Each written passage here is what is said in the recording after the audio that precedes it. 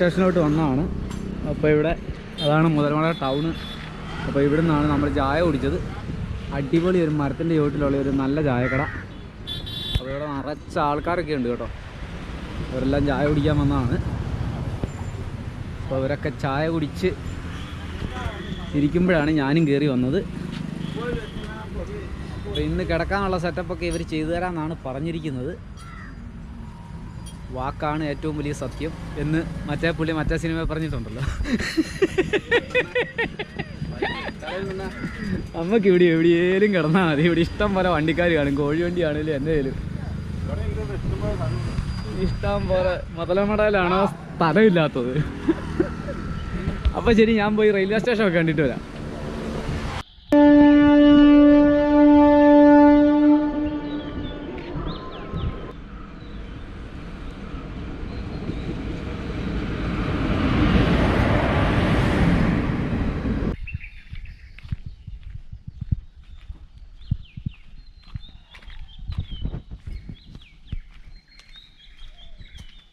Hello, നമസ്കാരം. ജോപ്പൻ്റെ യാത്രയുടെ പുതിയ അധ്യായത്തിലേക്ക് ഏവർക്കും സ്വാഗതം.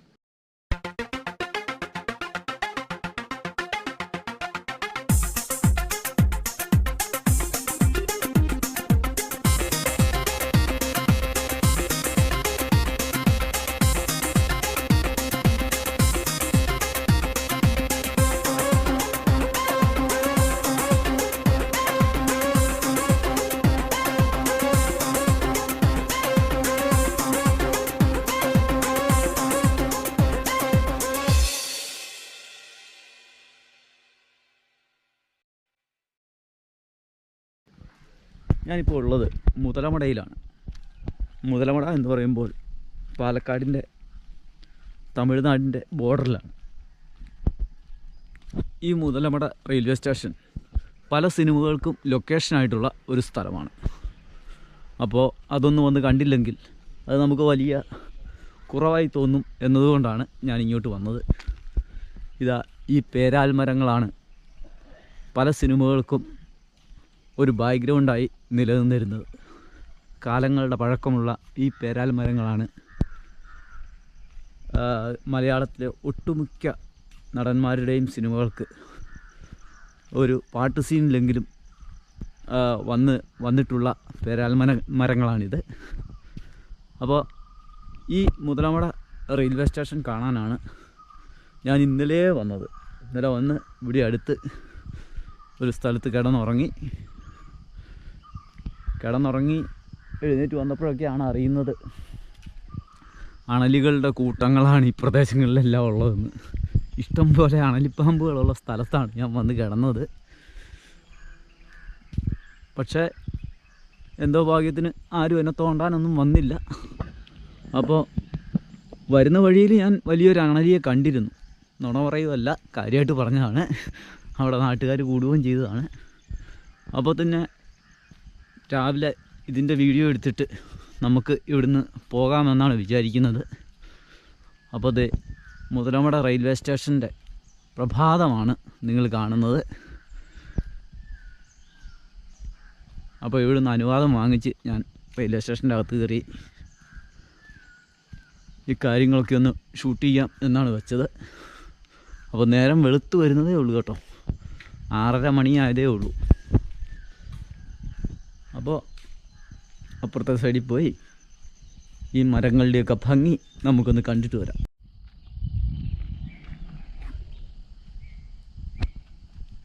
ഇതാണ് മുതലമട റെയിൽവേ സ്റ്റേഷൻ്റെ ഒരു ഭംഗി എന്ന് പറയുന്നത്. മറ്റൊന്നുമല്ല, ഈ പേരാലുകളാണ് അതിൻ്റെ ഭംഗി. ഇതാ വേരുകളൊക്കെ തൂങ്ങിക്കിടക്കുന്നത് കാണാം. വളരെ പഴക്കമുള്ള ബ്രിട്ടീഷ് കാലത്ത് തന്നെ ഉള്ള പേരാലുകളാണ്. ഇവ ഈ സ്റ്റേഷൻ്റെ സെൻറ്ററിലാണ് ഇപ്പോൾ ഉള്ളത്. മുൻപ് വൺ സൈഡ്, അതായത് ഇത് മാത്രമാണ് പഴയ റെയിൽവേ ലൈൻ. ഇതാണ് പഴയ സ്റ്റേഷനും എല്ലാം ഇത് തന്നെയാണ്. ഈ ഭാഗമാണ് കൂടുതലും സിനിമ ലൊക്കേഷനായി മാറുന്നത്.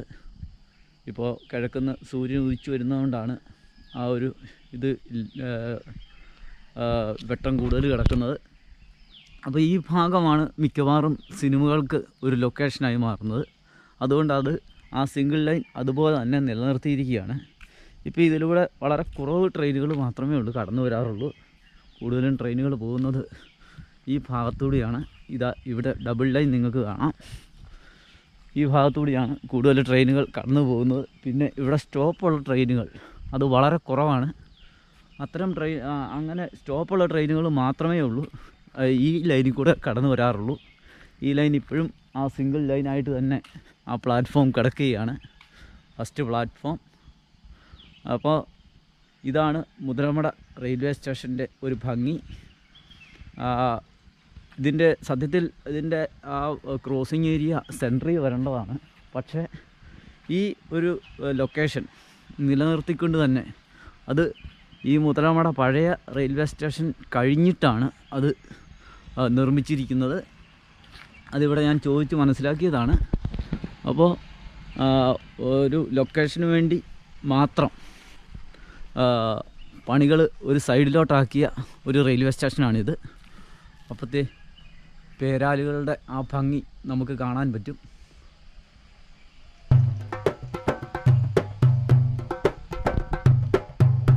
ഇവിടെ ഇത് ധാരാളം പേരാലുകളുണ്ട്. രണ്ട് സൈഡും മുറിച്ചു മാറ്റി വൃത്തിയാക്കി നിർത്തിയിരിക്കുന്ന പേരാലുകളാണിവ. ഈ സ്റ്റേഷൻ്റെ രണ്ട് പ്ലാറ്റ്ഫോമിൻ്റെയും നടുവിലാണ് ഈ പേരാലുകൾ നിൽക്കുന്നത്. ആർക്കും ശല്യമില്ലാതെ നിൽക്കുന്ന ഒരു പേരാലുകൾ. ഇതൊരു ലൊക്കേഷൻ ആയതുകൊണ്ട് മാത്രമായിരിക്കാം ഇത് നിലനിർത്തിയിരിക്കുന്നത്. ഏതായാലും വളരെ മനോഹരമായ കാഴ്ചയാണ് മുതലമടയിൽ വന്നാൽ നമുക്ക് കിട്ടുന്നത്. ഒരു കാഴ്ചയല്ല, പല കാഴ്ചകളുണ്ട്. ഇത് ഇങ്ങോട്ട് നോക്കാം. ഇതുണ്ടോ, നിറയെ വാഗമരങ്ങളൊക്കെ നിൽക്കുന്ന ഒരു ലൊക്കേഷൻ. കരിമ്പനകളും വാഗമരങ്ങളും ഒക്കെ നിൽക്കുന്ന ഒരു അടാറ് ലൊക്കേഷനാണിത്.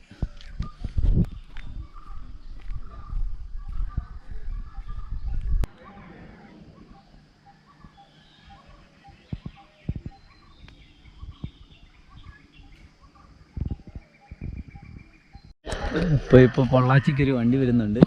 ആ വണ്ടിയെ കയറാനുള്ള ആൾക്കാരാണ്. എല്ലാ നാട്ടുകാരും ഉണ്ട് ഇവിടെ.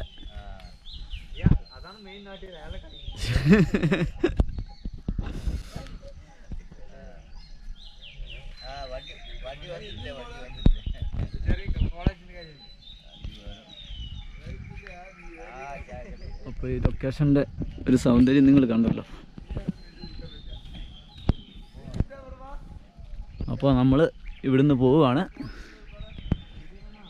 ഇത് രണ്ടാമത്തെ പ്ലാറ്റ്ഫോമാണ്. ഈ പ്ലാറ്റ്ഫോമിലാണ്, ഇത് ഫസ്റ്റ് പ്ലാറ്റ്ഫോമാണ്. ഇതിലാണ് ഷൂട്ടിംഗ് എല്ലാം നടക്കുന്നത്. അതിൻ്റെ ആ സൗന്ദര്യം ഇത് കണ്ടോ, വേരുകൾ നിറഞ്ഞ പേരാൽ നിറയെ നിൽപ്പുണ്ട്. അരയാൽ പേരാലൊക്കെയാണ് നിൽക്കുന്നത്. അപ്പോൾ നമ്മൾ ഇവിടുന്ന് പോവുകയാണ്. ഇപ്പം നേരം വെളുത്തു. അപ്പോൾ ഇവിടെ കൂടുതൽ നേരം നിന്നാൽ നമുക്ക് സീതാർകുണ്ടൊന്നും പോകാൻ പറ്റില്ല.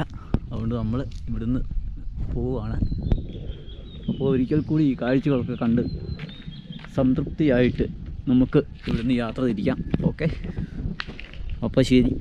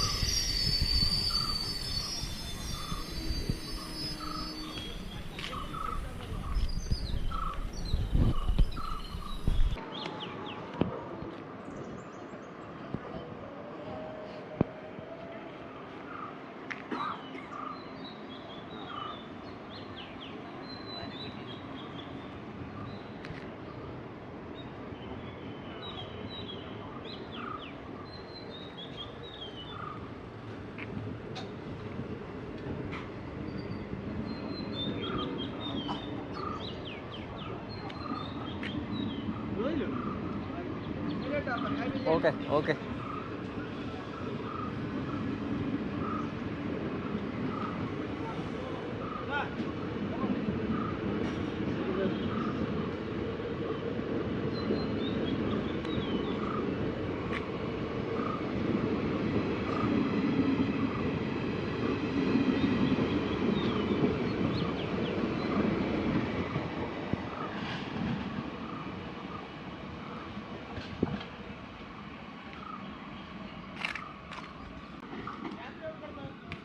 വെളിയിൽ. ഓക്കെ.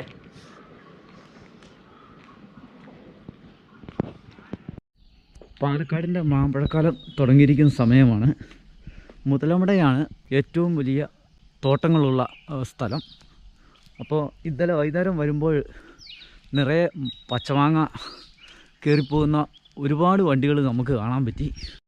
അപ്പം മുതലമടയിൽ നിന്ന് വരുന്ന വഴിക്ക് ഒരു കാവ് കണ്ട്. ഒരു ആൽമരത്തിൻ്റെ ചുവട്ടിൽ ഒരു കാവ്. ഇതുണ്ടോ, പാലക്കാടിൻ്റെ സൗന്ദര്യം ഈ കാവുകളിലാണ്. അത് ഞാൻ പറയുന്നതല്ല, വന്ന് കാണുന്നവർക്ക് മനസ്സിലാവും. ഒരു കാവാണ്, അതായത് ഈ കൃഷിത്തോട്ടത്തിന് അനുബന്ധിച്ചുള്ള ഒരു കാവാണ്. നമ്മളങ്ങോട്ട് പോണതിൽ ചെരുപ്പൊക്കെ അഴിച്ചിട്ട് ഒരു കറിവേപ്പ് നിൽക്കുന്നുണ്ടോ.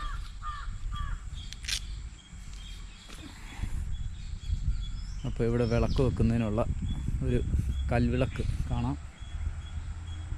ഇതുണ്ടോ, ഒരു കാവാണ്.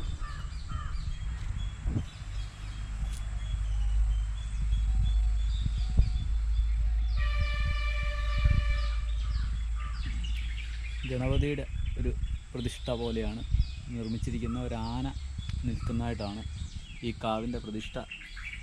അത് ഈ പാടശേഖരത്തേക്ക് നിൽക്കുന്ന രീതിയിലാണ്. കിഴക്ക് ദർശനമാണ്. അതാ സൂര്യൻ ഉദിച്ചു വരുന്നത് നമുക്ക് കാണാൻ പറ്റും. അപ്പോൾ പാലക്കാടിൻ്റെ ഒരു പ്രഭാതമാണ്. മുതലമടയിൽ നിന്ന് നമ്മൾ രാവിലെ ഇങ്ങോട്ട് പോകുന്നതാണ്. അപ്പോഴത്തെ ഈ പാടത്തിൻ്റെ സൈഡിലൂടെ ഞാൻ ഉള്ളിലോട്ട് പോവുകയാണ്. ഇതുണ്ടോ, നല്ലൊരു പാടശേഖരം. വിത കഴിഞ്ഞ് വരുന്നതേ ഉള്ളൂ. വെള്ളം കയറ്റിയെല്ലാം ഇട്ടിട്ടുണ്ട്. കരപ്പാടമാണ്. കരപ്പാടങ്ങളാണ് കൂടുതലും പാലക്കാടുള്ളത്.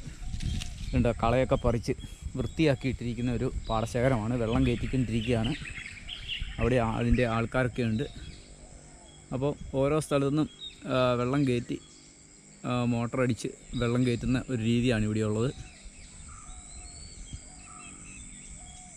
രാവിലെ തന്നെ നല്ലൊരു പാടശേഖരം കിട്ടിയിരിക്കുകയാണ്.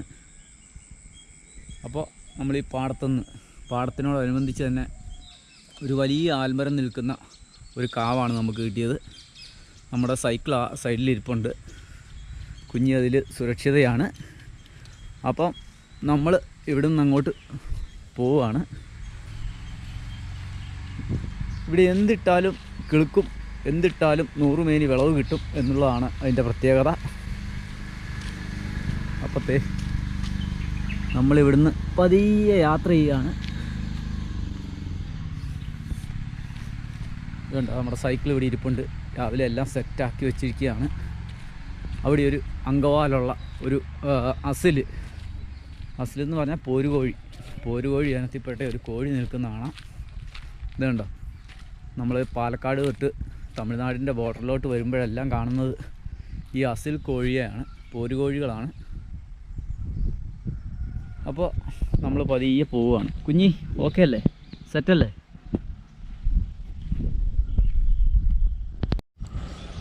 അപ്പോഴത്തെ പരമ്പരാഗത രീതിയിൽ കൊയ്യുന്ന ആൾക്കാരെ കാണുന്നത് ഉണ്ടോ. നല്ലൊരു നെൽപ്പാടം കൊയ്തുകൊണ്ടിരിക്കുകയാണ്.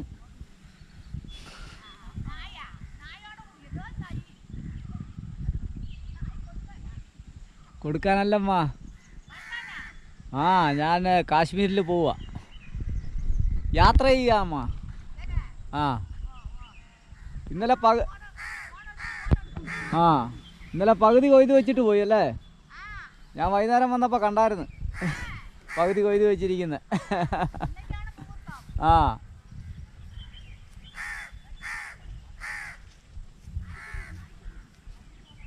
അപ്പോഴത്തെ അവർ കൊയ്ത്ത് നടന്നുകൊണ്ടിരിക്കുകയാണ് പാടത്ത്.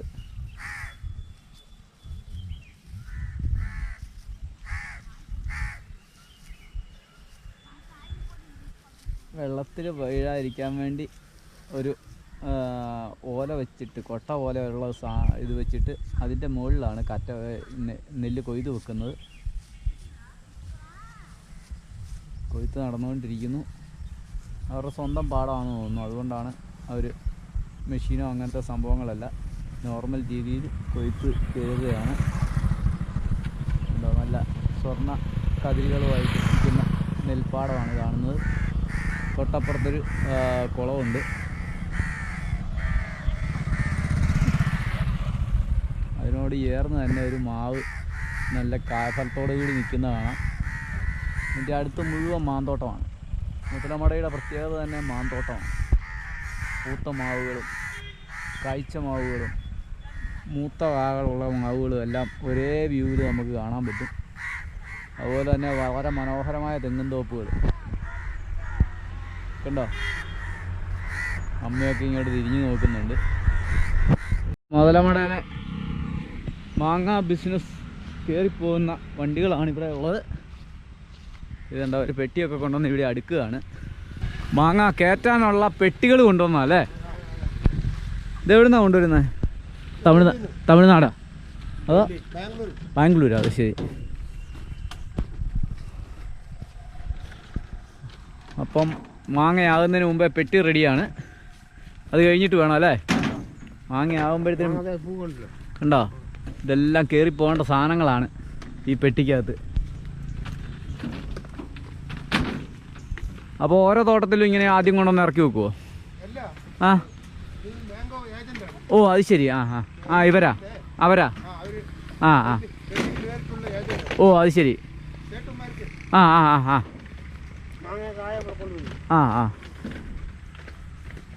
അപ്പോഴത്തെ പൂത്ത് നിൽക്കുന്ന മാവിൻ്റെ ചോട്ടിൽ തന്നെയാണ് പെട്ടികളെല്ലാം അടുക്കി വെക്കുന്നത്.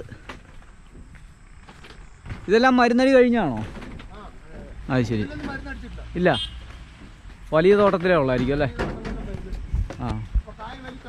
ഓ ഞാൻ കണ്ട് കയറ്റിക്കൊണ്ട് പോകുന്നത്. അപ്പോഴത്തെ ഇതൊരു ചെറിയ മാന്തോപ്പാണ്. പൂത്തിട്ടേ ഉള്ളൂ, മരുന്നൊന്നും അടിച്ചിട്ടില്ല. അപ്പോൾ ഈ മാന്തോപ്പിനോട് ചേർന്ന് തന്നെ നല്ലൊരു വയൽ കാണാൻ പറ്റും. വളവഴപ്പനാന്നോർത്ത് ചെല്ലുമ്പോഴത്തേനുമാണ് നല്ല ഒന്നാം തരം അണലി വഴിയുടെ നടുക്ക് നല്ല നീണ്ടു നിവർന്ന് കിടക്കുന്നു. അപ്പോൾ ശരി, എന്നാൽ ഞാൻ മതി വാങ്ങിക്കോട്ടെ. ചേട്ടയുടെ പേരെന്നാ? അപ്പോൾ നാരായണൻകുട്ടി ചേട്ടനാണ് ടീംസാണ് ഇവിടെ പെട്ടി ഇറക്കിക്കൊണ്ടിരിക്കുന്നത്. ബാംഗ്ലൂരിൽ നിന്ന് വന്ന പെട്ടി മുഴുവൻ ഇവിടെ അടുക്കിയിട്ടേ ഇന്ന് പോകത്തോളെന്നാണ് പറഞ്ഞത് അല്ലേ? അപ്പോൾ ശരി, അടിപൊളിയായിട്ട് മാങ്ങയൊക്കെ കയറ്റി ഡൽഹിക്കൊക്കെ കൊണ്ടുപോയി കൊടുക്കുക കേട്ടോ. അല്ല, അതിനു മുമ്പേ മാങ്ങ എത്തും. ഞാൻ ചെല്ലാൻ ഒരുപാട് സമയം എടുക്കും. നമ്മൾ ചവിട്ടി ചെല്ലണ്ടേ? നിങ്ങൾ ഗിയർ മാറിയാൽ പോരെ.